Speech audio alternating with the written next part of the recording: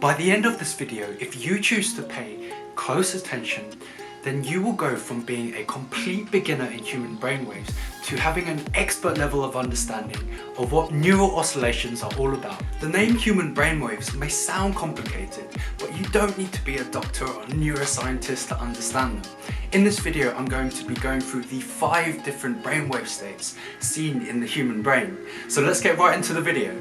Human brainwaves are also known within the neuroscience community to be called neural oscillations, which is basically just a fancy medical term for brain waves. So what are they? Well, if we use electrodes to measure the electrical activity going on inside the brain, this is what is known as an EEG, or electroencephalogram. This is usually made up of 19 electrodes positioned around the head to see what different parts of the brain are doing.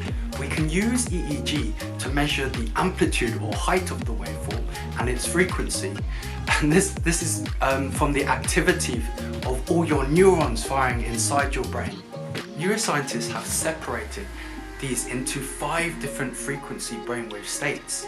And this relates to the 5 different levels of consciousness seen in the human brain. The first we're going to talk about is beta, which is between 16 and 30 Hertz, seen on an EEG. This state is related to a sense of alertness, of cognition and concentration. Most people are in beta brainwave state most of the day, and higher levels have actually been linked to things like anxiety, depression, and it also activates the sympathetic nervous system, also known as the fight or flight. The next is alpha, which is between 8 and 15 Hertz. This is a state often associated with daydreaming, or a state of creativity, and it's been shown in studies that people who meditate regularly have more alpha brainwaves, and it's been shown that this is protective against things like depression and anxiety.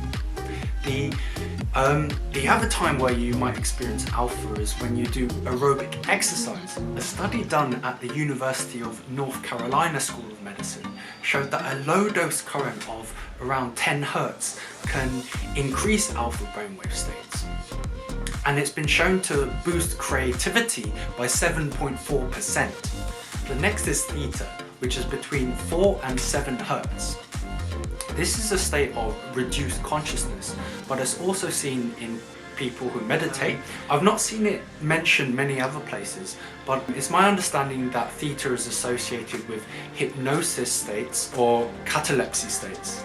It was shown in a really interesting study that children are in theta state until around the age of 8.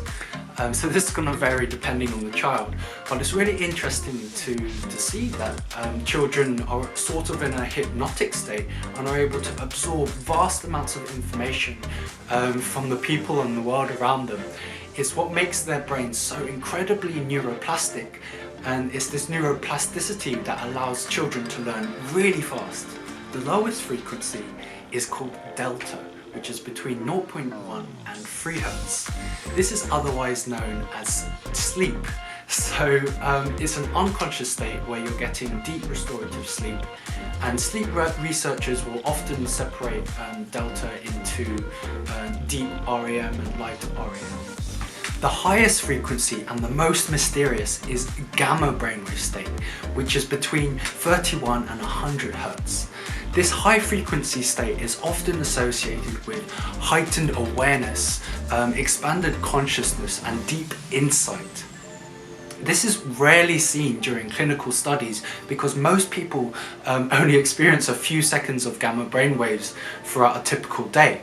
It's important not to confuse gamma brainwaves with gamma rays, which is a harmful radiation and a completely different thing. Gamma brainwaves are often referred to in books as flow state, and they usually start from the thalamus part of the brain and are seen to move from front to back really fast. Expert meditators like monks have been shown in studies to be able to enter gamma brainwave frequency freely. It's super interesting, and if you want to see more about that, there's a documentary about it called A Joyful Mind.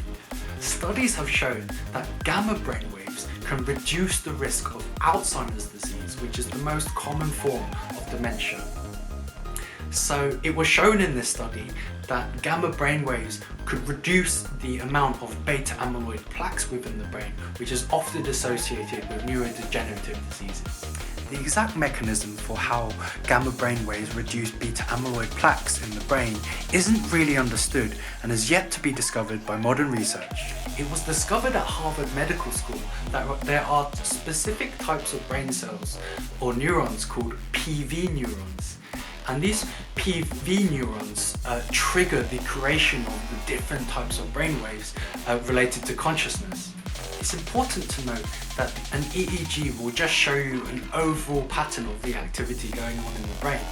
Different parts of the brain usually are in different brainwave states, but an EEG will pick up the most dominant brainwave state wherever it's measuring.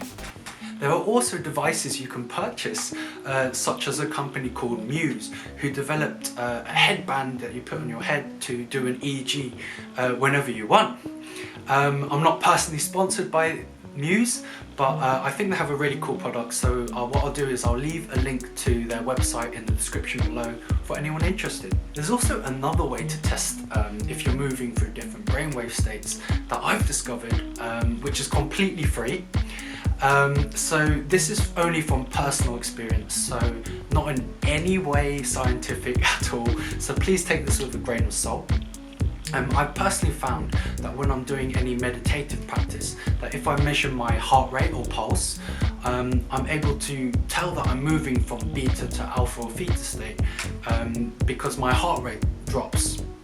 So this is a really easy free way you can use to test if any meditative practice is actually working. So with meditation, it always does take practice to get used to it.